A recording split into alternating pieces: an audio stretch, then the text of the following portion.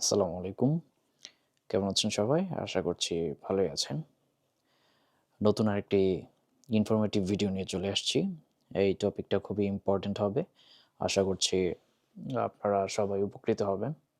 আজকে একটি ইন্টারেস্টিং বিষয় নিয়ে কথা বলব। সেটা হচ্ছে নতুন আরেকটি ভিসা প্রোগ্রাম নিয়ে কানাডার। সেটা কি? সেটা হচ্ছে কেয়ার গিভার ভিসা।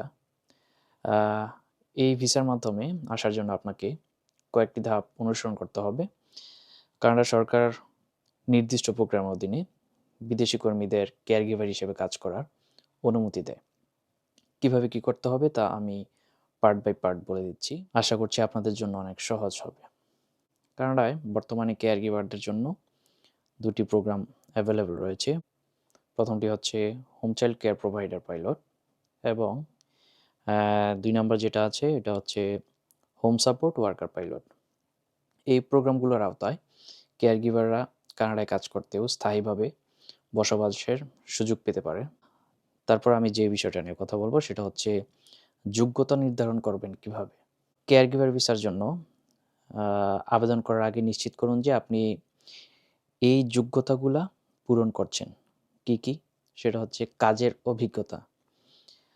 আপনার কাছে সংশ্লিষ্ট কাজের আ অন্তত ১ বছর পূর্ণকালীন অভিজ্ঞতা থাকতে হবে। মানে এই কাজের উপরে ১ বছরের অভিজ্ঞতা থাকতে হবে যে আগে এই কাজগুলা করছেন। তারপর লাগবে শিক্ষাগত যোগ্যতা। কানাডার সেকেন্ডারি স্কুল, আমরা যেটাকে মাধ্যমিক বিদ্যালয় বলি আরকি। এই ডিপ্লোমার সমতুল্য সার্টিফিকেট থাকতে হবে। তারপর হচ্ছে ইংরেজি বা ফ্রেঞ্চ ভাষার দক্ষতা। কানাডা যেহেতু ২ ল্যাঙ্গুয়েজের দেশ, ইংলিশ আর ফ্রেঞ্চ। সো এই ভাষার দক্ষতা আপনাকে প্রমাণ করতে হবে। প্রমাণ করার জন্য কি লাগবে? সার্টিফিকেট লাগবে। আর সেটা ন্যূনতম কত লাগবে? আমরা এই যে IELTS এর স্কোর বলি না?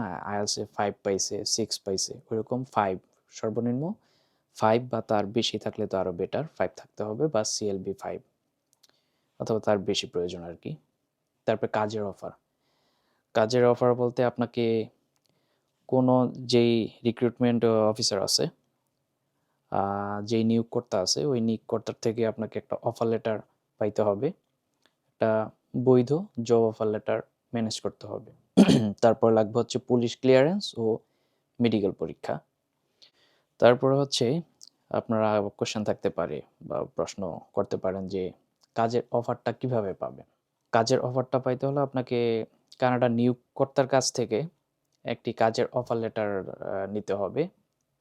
এটাকেই কাজের অফার বলতেছি আরকি। কাজের ক্ষেত্র হচ্ছে শিশু, বয়স্ক ব্যক্তি বা প্রতিবন্ধী ব্যক্তির যত্ন নেয়া। কেয়ারগিভার যেই ভিসাটার কথা বললাম এটাই আরকি। আর যেটা হচ্ছে LMIA একটা জব অফার লেটার নিতে হবে। সেটা কি? নিয়োগকর্তাকে প্রমাণ করতে হবে যে কানাডায় এই কাজের জন্য স্থায়ী কর্মী পাওয়া যায়নি। তখন সে আপনাকে এই কারণে জব অফারটা করছে। ফরেন ওয়ার্কার হিসাবে আরকি। তারপর মোস্ট ইম্পোর্টেন্ট যে বিষয়টা সেটা হচ্ছে ডকুমেন্টেশন কিভাবে প্রস্তুত করবেন। কি, কি ডকুমেন্টস লাগবে? কাজের অফার পাওয়ার পর আপনি তো ধরেন কাজের অফার পেয়ে ফেললেন। কাজের অফার পাওয়ার পর আপনাকে অ্যাপ্লিকেশন করতে হবে, আবেদন করতে হবে। ডকুমেন্টগুলো প্রস্তুত রাখুন। কি, কি ডকুমেন্টস লাগবে? এগুলো আমি বলে দিচ্ছি।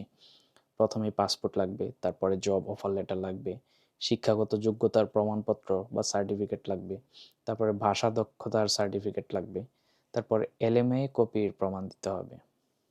LMA যে অফার লেটারটা পাইলেন, ওটার প্রমাণ দিতে হবে। তারপরে মেডিকেল রিপোর্ট যে আপনি এলিজিবল কিনা এন্ট্রি করার, পজিটিভ আসলো কিনা মেডিকেল রিপোর্ট নাকি নেগেটিভ আসলো এটার। তারপর পুলিশ ক্লিয়ারেন্স সার্টিফিকেট লাগবে।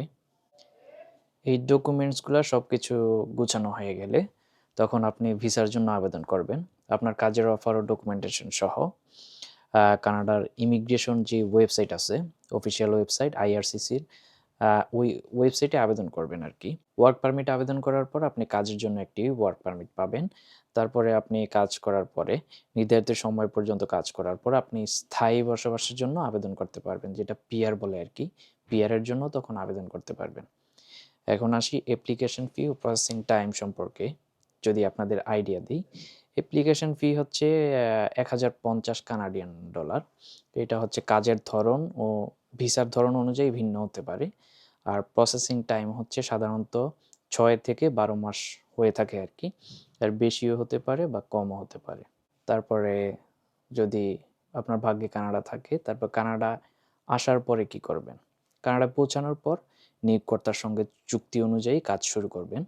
নির্ধারিত সময়ে কাজ সম্পন্ন করলে তখন আপনি পিআরের জন্য আবেদন করার সুযোগটা পাবেন আর কি। এটাই। আর যদি বোনাস হিসেবে ২ টা টিপস দিতে চাই আপনাদেরকে, সেটা কানাডার প্রামাণিক ওয়েবসাইট canada.ca থেকে তথ্য যাচাই করুন। জালিয়াতি এড়াতে শুধুমাত্র বিশ্বাসযোগ্য নিয়োগকর্তা বা এজেন্সির মাধ্যমে কাজের অফার সংগ্রহ করুন। কোনো বাটপাড়া এজেন্সির পাল্লায় পড়বেন না। অফিসিয়াল বা ভালো কোনো নিয়োগকর্তা বা এজেন্সি তাদের শরণাপন্ন হন। সবচেয়ে বেশি বেটার হবে আপনি কোনো আরসিআইসির সাথে কন্ট্যাক্ট করলে বা ইমিগ্রেশন লয়ার যারা আছে তাদের সাথে যোগাযোগ করতে পারেন। আর আপনাদের যদি কারো কোনো কোয়েশ্চেন থেকে থাকে বা আপনারা কনফিউশনে আছেন এরকম টাইপের হয়, তাইলে আমাকে জানাতে ভুলবেন না। আমাকে আপনারা কমেন্টে জানাতে পারেন অথবা ফেসবুকে মেসেজ দিতে পারেন। আমি আপনাদেরকে যথাযথভাবে উত্তর দেওয়ার চেষ্টা করব। পরবর্তী ভিডিওতে আবার দেখা হবে। ততদিন পর্যন্ত ভালো থাকবেন, সুস্থ থাকবেন। ধন্যবাদ। আল্লাহ হাফেজ।